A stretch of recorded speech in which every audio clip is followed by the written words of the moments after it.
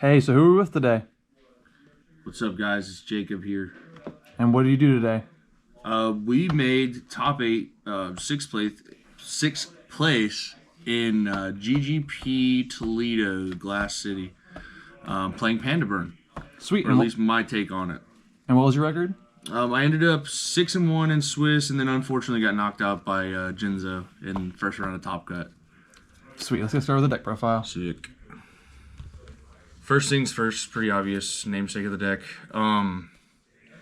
For me today, like there's a versatility to this card that people don't really see, and the very fact that like a lot of your objective with this deck is to resolve your flip monsters. They're extremely powerful, like your cyber jars and whatnot.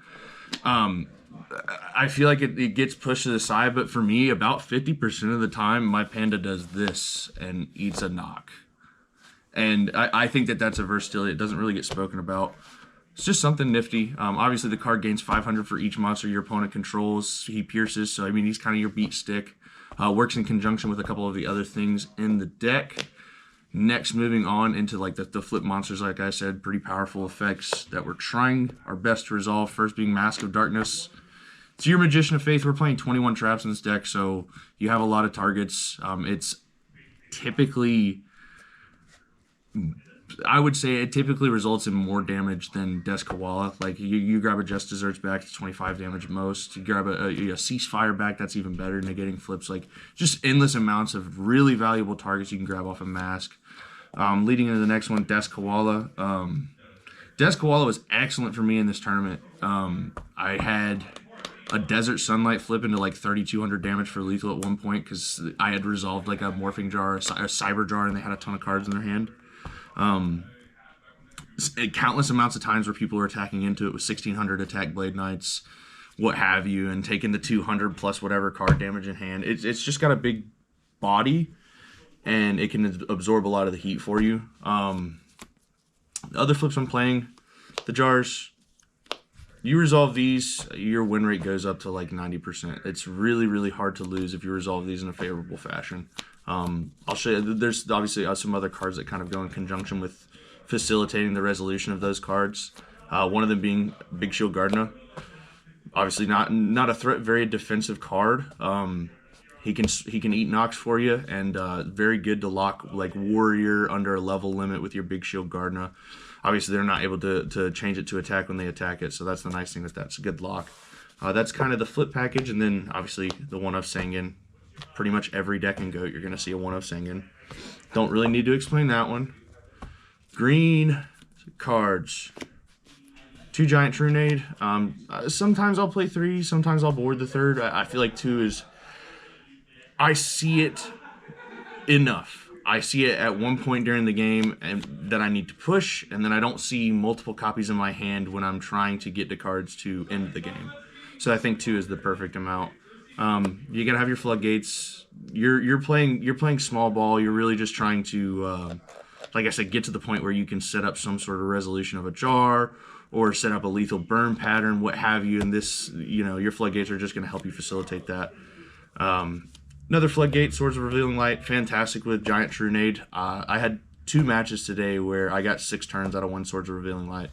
Freaking awesome, love it. Always playing that. You're never not playing that. Obviously, I don't play duo. I want my opponents typically to be up on cards, and I mean, because it just means my burn traps do more damage. So I'm not typically trying to play the attrition type game with most people. On to our burn package. I feel like pretty much everybody, it's self-explanatory that you're going to play 3 of each of these. The Ojama Trio giving your opponent tokens. 1,000 tokens, which is going to boost your Panda, obviously. You can also clog up your board. If you catch the top 8 match, the second game, I was able to facilitate fully locking up 5 Ojama tokens on my opponent's board. Unfortunately, lost the next game, but if you can pull that off, that's another thing that's like, that's an unwinnable game state for most decks.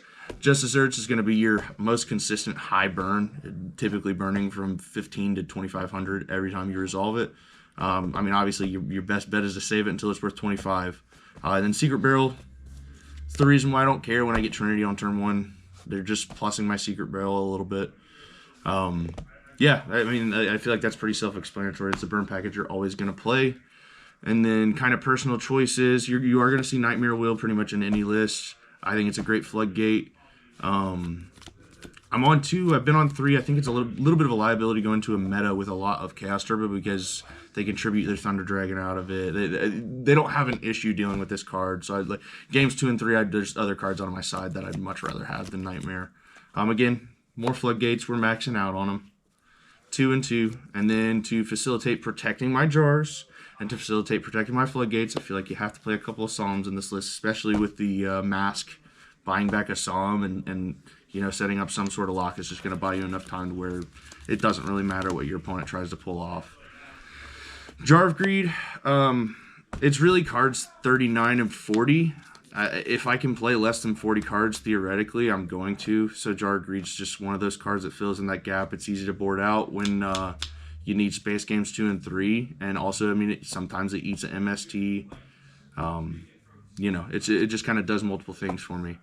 Final rest of my burn stuff, my traps, going to be a Ceasefire. Ceasefire's insane. I mean, it can hit for a maximum of 5, but also it's essentially my knock. I don't have Nobleman across out in the main board. So like Nightmare Wheel and Ceasefire kind of game 1 act as my knock. But again, you win a lot of games off the back of this card. It does a lot of damage. 500 per effect monster, so obviously really strong. Desert Sunlight, ace in the hole today, man. That card was insane. Like anytime that you're able to either Morphing Jar your opponent -1, like I was able to set 5 with the Desert Sunlight and a Morphing Jar and -1 my opponent. And +5 myself. And, I mean, that's just not a game you're going to lose up by 6 cards. And Desert Sunlight, again, I was able to pop for 32 with the Koala because I was able to wait until my opponent's turn to Desert Sunlight. Like, things like that. I even had a point at which I made a read on a Torrential. And I had their board locked up with Ojama tokens. So instead of summoning Panda, I set Panda, flip it with Desert Sunlight, turn it to attack position. I played around the Torrential. Lo and behold, end of game, he flips a Torrential. I'm like, sweet, I played around it. But that, like again, all these cards seem like surface level. There's not a lot going on to it. Desert Sunlight is one hell of a tool if you know how to use it properly. And then normal burn card you're going to see in most cases. Obviously really good protect from like the Mystic Swordsman level 2, stuff like that. Ring of Destruction there's not a good deck that is not in. That's the main. Moving on to side. Lily, since you'll find this in the main of most burn decks, but since I'm maining Solemns, I'm uncomfortable maining this as well, just with the life payment. But it is really good against Warriors, and against them, I'm not really going to want my Solemns most of the time anyways, because they're so aggressive, and I don't really want to pay life against them, so this is something I'm willing to concede and kind of find a middle happy ground against the more aggressive decks of the format as a beater. Same thing with Tribe, obviously very good against Warrior, but also your King Tigers, your Jinzo, etc. Very good for facilitating dealing with that as well. Breaker deals with Royal Decree. He also attacks over King Tiger with counter on him. Again, I mean, these are cards that are in the main board of every Goat deck that I just don't have room for, so when I feel like I really need them, I'm able to find the rooms game 2 and 3. Chain Energy, staple in most burn decks. I think it's really good going first against Chaos Turbo and Reasoning Gate. Any giant True Nade deck, pretty much, I'm going to want Chain Energy. Then we have our Nox. I was actually discussing this earlier today. Nox is obviously really powerful. It's another one of those, normally a main board card that because of room, we, move to the side just for that sake. I think I'm going to be on Mind Control moving forward, though, just for several reasons. For one, the Mirror. I played the Mirror a couple times today, and if you knock their Koala, you no longer have a Koala. And if you Mind Control their Koala, you reverse the damage on them. So there's a couple of scenarios I was thinking of, not to mention Nobleman -use your opponent, right? So like technically, if you Nobleman your opponent, that's -500 for Justice Urge, -200 for Secret Barrel. I Mind Control it, I flip it, I hand it back to you. It's still 5 and 200. So that's kind of where I landed on that. I mean, obviously, unfortunately, after the tournament, but I mean, obviously, Knock is a fine choice as well. Another change I'm making, Snatch Steal is fine. Again, it's a 2-for-1 against Warriors most of the time. However, I do think Book of Moon would have served me a lot better today. Snatch Steal didn't really come up as much, and Book of Moon would have been solid, even in my top 8 match. But yeah, so that's just a couple of changes I'm thinking about making. Just wanted to shout that out to you guys and let you know. I, again, don't think it's wrong to play these cards, but personal decision. MST deals with Royal Decree. Sometimes I like it against Warrior as well. Other cards to deal with like your King Tigers, and also very solid against Warrior. I don't have enough dudes to play Walk, so we play Barrel instead. Just reverses the damage on burn. And then my favorite side deck card is Spell Shield type 8. Basically acts as a third Solemn. Or when I'm boarding into Chain Energy, obviously I don't want to keep my Solemns. I'm boarding into Lily, I don't want to keep my Solemns. This is coming in against most things game 2, just for Walk, Knock, Heavy Storm, etc. But yeah. Congratulations, Jacob, on your top 8 today. Do you have anyone to shout out? Absolutely.